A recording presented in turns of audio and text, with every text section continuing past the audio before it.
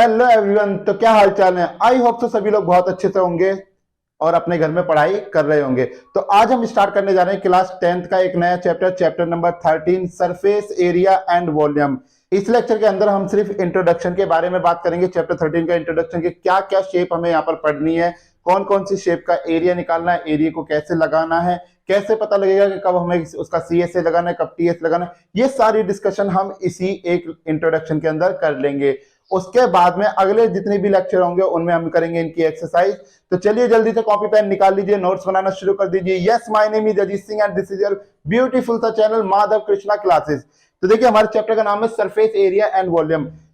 इस चैप्टर को शुरू करने से पहले मैं आपको सारी की सारी शेपें दिखा देता हूं कि कौन कौन सी शेप हम लोग पढ़ने वाले हैं। तो देखिए प्रैक्टिकल एग्जांपल की हम लोग बात करें तो सबसे पहले बात करते हैं हेमिस्फीयर की। तो देखो हेमिस्फीयर कैसा होता है, कटोरी टाइप का।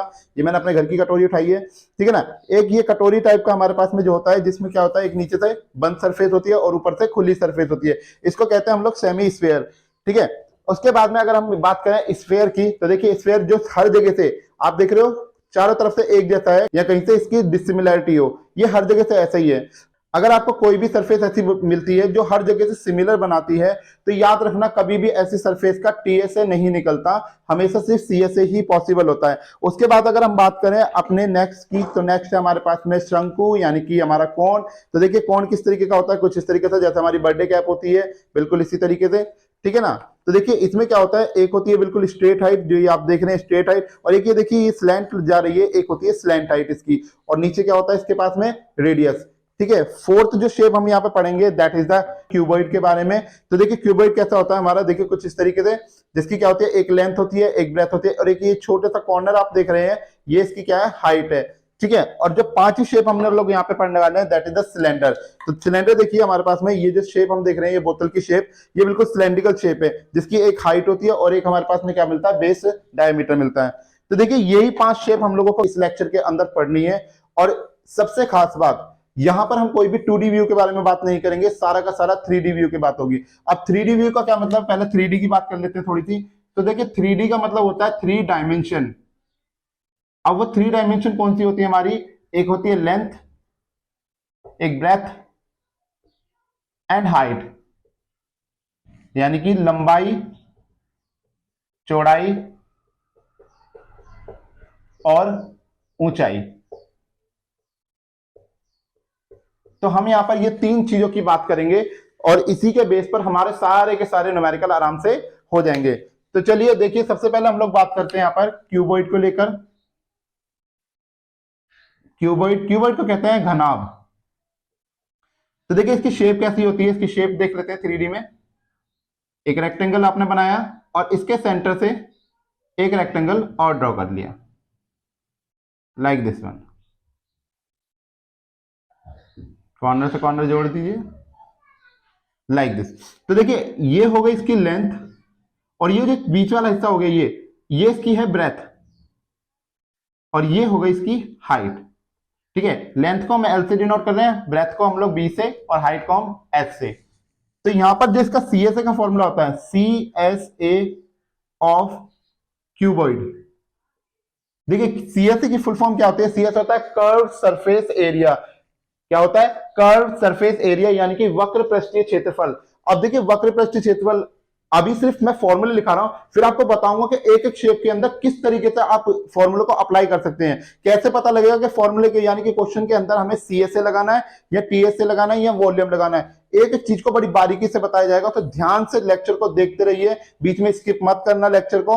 अगर स्किप करोगे तो बहुत सारी चीजें मिस हो जाएंगी, ठीक है ना। तो डोंट स्किप, ठीक है। तो सीएसए का फॉर्मूला होता है हमारा 2 times of L plus B into में एच, ठीक है। आगे बात करें टीएसए। टीएसए क्या होता है हमारे पास में, टीएसए ऑफ क्यूबॉइड। तो टीएसए का फुल फॉर्म होता है टोटल सरफेस एरिया। क्या होता है, टोटल सरफेस एरिया, जिसे कहते हैं कुल पृष्ठीय क्षेत्रफल। तो कुल पृष्ठीय क्षेत्रफल का फॉर्मूला होता है 2 times of L B plus B H plus H L, ठीक है। उसके बाद में बात करें हम इसके वॉल्यूम की। सो वॉल्यूम ऑफ क्यूबॉइड, तो यहां पे 3 ही लेंथ दिखी है हमें, तो L into B into H, लंबाई गुना चौड़ाई गुना ऊंचाई, ये होता है हमारा वॉल्यूम। नेक्स्ट है हमारे पास में क्यूब। ठीक है, तो क्यूब की हम बात कर लें तो देखिए क्यूब कैसा होता है, बिल्कुल हमारे चौक बॉक्स होता है। आप लोगों ने चौक का बॉक्स देखा होगा, जो स्कूलों में आज जनरली आपको देखने को मिल जाते हैं। तो देखिए यहाँ पर क्या होता है, फॉर्मूला यही रहता है एल बी एच के फॉर्म में, यानी कि एल बी एच तीनों रहेंगी इसमें। बस क्या होता है, क्यूब ये हर जगह से एक जैसा होता है, सिमिलर होता है, तो इसलिए हम इसकी सारी साइडों को क्या बोल देते हैं, बराबर बोल देते हैं।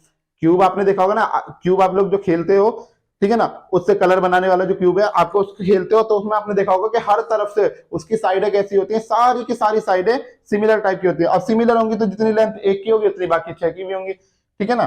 तो सी ए से क्या हो जाएगा इसका, सी ए से of cube which is equal to 4a²। T A से निकालेंगे इसका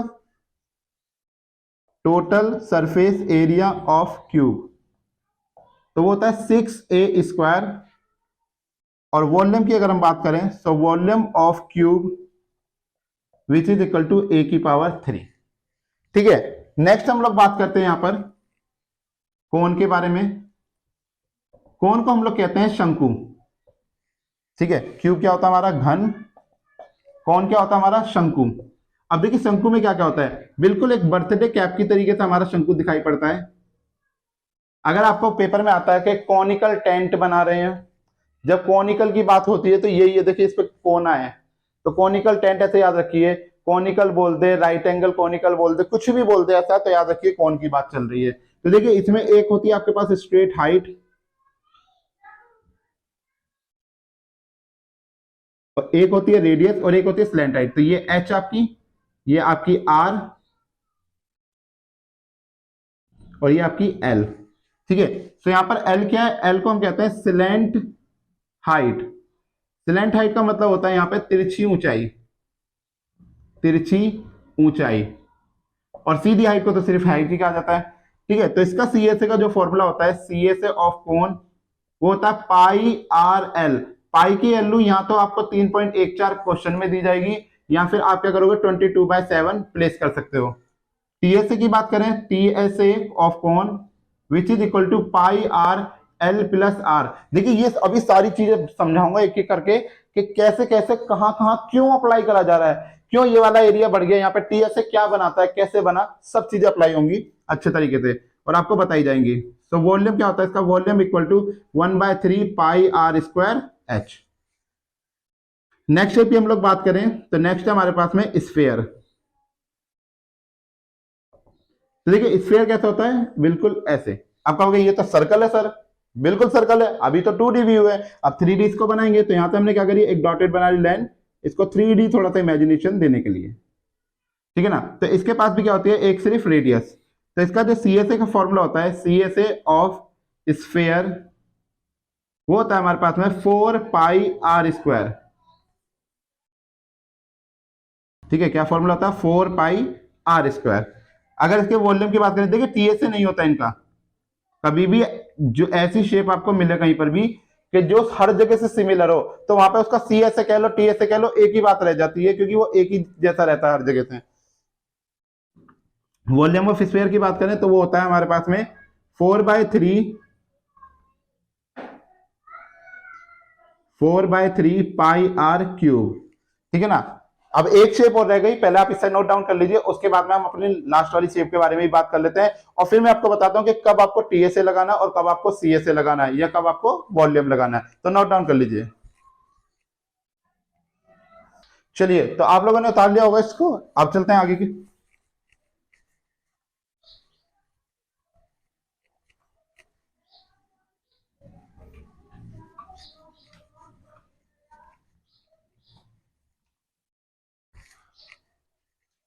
तो देखिए लास्ट शेप है हमारे पास में, जो पांचवी हमारी शेप है वो है हेमीस्फेयर। हेमीस्फेयर जिसको अर्ध गोला भी कहा जाता है। ठीक है, जिसको हम लोग क्या कहते हैं, अर्ध गोला।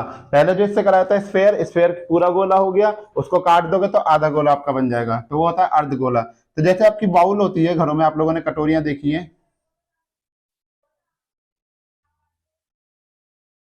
Like this one. तो इसमें भी क्या होती है, एक रेडियस होती है बस। तो इसका जो सीएसए का फॉर्मूला होता है, सीएसए ऑफ हेमिस्फेयर उसका फॉर्मूला होता है आपका 2πr²। भाई उसका 4πr² था स्फेयर का, पूरे स्फेयर का, इसका क्या हो जाएगा 2πr²। टीएसए की अगर हम बात करें, टीएसए ऑफ हेमिस्फेयर, ठीक है, टीएसए क्या हो जाएगा इसका 3πr²। और अगर वॉल्यूम की बात करी जाए, वॉल्यूम ऑफ हेमिस्फेयर, तो वो होता है आपका 2/3πr³।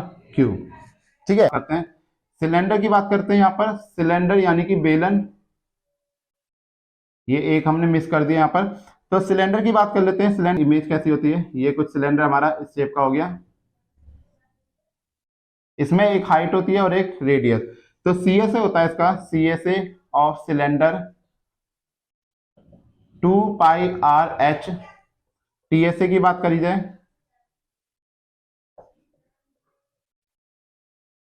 तो 2πrh+r, और वॉल्यूम हम कहेंगे इसका, volume is equal to πr²h। ठीक है, तो ये सारे फॉर्मूले हमारे पास में 6 तरीके के, ठीक है ना, ये 6 फॉर्मूले हैं जिनका हमें इस्तेमाल करना है। अब इन 6 चीजों का देखो कैसे लगाना है। जब भी कभी आपसे सीएसए को लेके बात हो कि हमें सीएसए का कैसे पता लगे, वहां पर जब भी आपसे कहे क्वेश्चन के अंदर कि कोई चीज खाली है, एक जगह से खाली है, तो जब भी खाली की बात होगी तो आप क्या लगाओगे, सीएसए लगाओगे। जब भी कोई ओपन वर्ड भी याद रखिए, सीएसए कब कब लगाना है, सीएसए लगाने के लिए जब ओपन बॉक्स की बात हो, यानी कि कोई भी चीज ओपन है, खाली है, ठीक है ना, तो तब आपको क्या लगाना है, यहां पर सीएसए लगाना है, यानी कि कर्व सरफेस एरिया, वक्र पृष्ठीय क्षेत्रफल। क्योंकि उस समय पर उसे इन साइडों की, ये जो साइड है इसकी दिख रही है आपको, जैसे इस कटोरी के अंदर दिखाई दे रही है, इन साइडों की उस टाइम पे क्या चाहिए होती है, उसे एरिया चाहिए होता है। और जब आपकी टीएसए की बात करते हैं तो टीएसए लगाने के लिए क्या है कि इसको क्लोज कर दो आप। जैसे मान लीजिए मैंने ये इससे बंद कर दिया, अब ये बंद कर दिया तो ये हिस्सा भी क्या हो गया, क्लोज हो गया, तो अब इसका भी एरिया इसमें ऐड हो जाएगा ना। तो जब इसका भी एरिया ऐड हो जाएगा तो हमें मिलेगा टीएसए। तो टीएसए के लिए आप क्या याद रखोगे वर्ड, कि एक तो आपको मिलना चाहिए क्लोज्ड, कि कभी भी क्लोज्ड बॉक्स होगा तो उसमें आपका क्या लगेगा, सीएसए लगेगा, ठीक है ना। या आपको दे दिया सॉलिड वर्ड, जब भी सॉलिड की बात होगी तो आप लोग क्या बनाओगे, यहां पर टीएसए लगाओगे अपना, सीएसए नहीं लगाओगे। और अगर ओपन बॉक्स की बात कर देगा या फिर होलो वर्ड बोल दे आपको, देखो हिंदी मीडियम वालों को नहीं समझ में आया, मैं हिंदी में लिख देता हूं इसको। ओपन बॉक्स का मतलब होता है खुले बर्तन, यानी कि कुछ भी खुला बर्तन हो सकता है, ठीक है ना। होलो का मतलब होता है खोखला, ठीक है। क्लोज का मतलब हो गया बंद वक्र, बंद, इसको खुला वक्र लिख लीजिए, खुला वक्र, यहां पे बंद वक्र।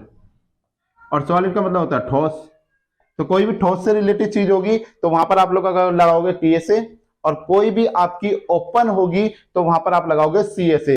देखिए अगर इस बातों को आपने ध्यान रखा, अगर ये बातें आपको अच्छे से ध्यान रही तो याद रखिए आपका क्वेश्चन नहीं अटकेगा, ठीक है ना। अब बात आती है कि अगर हमें ये दोनों बातों के अलावा अगर मुझे वॉल्यूम लगाना हो कहीं पर, तो वॉल्यूम का कैसे पता लगेगा, ठीक है ना। तो वॉल्यूम का देखो कैसे पता लगता है। वॉल्यूम के लिए आप खास वर्ड जो है अपने दिमाग में रखना, जैसे कभी भी आपको वर्ड मिले डेंसिटी,